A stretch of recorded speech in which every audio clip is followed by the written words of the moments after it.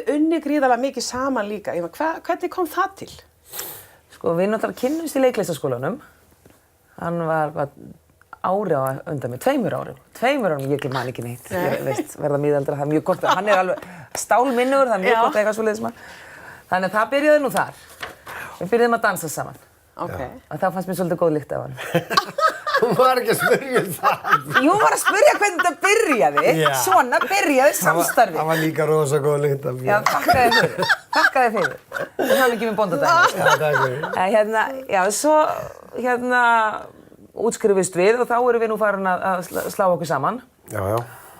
Og við förum bæði, við erum ekki að við erum svona langhlauparar í þessum bransa. Okkur var ekkert skotið upp á stjörnuhimini. Okay. Ég fór í smáhlutverk í Borgarleikhúsinu í Sunshine Boys með Bessa Bjarna og Árna Tryggva. Já.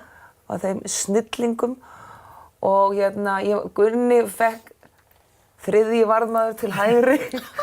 Fekk samt krítik fyrir hann lék svo rosalega öftustu röðinni. Ég fekk setningu í því leikur. Já, eina setningu. Af því að einn leikarinn sagði bara, þú veist, við leikstjórann.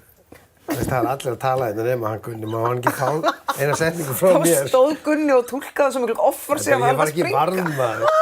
Það var dúfnaveisla eftir Halldór Laxness.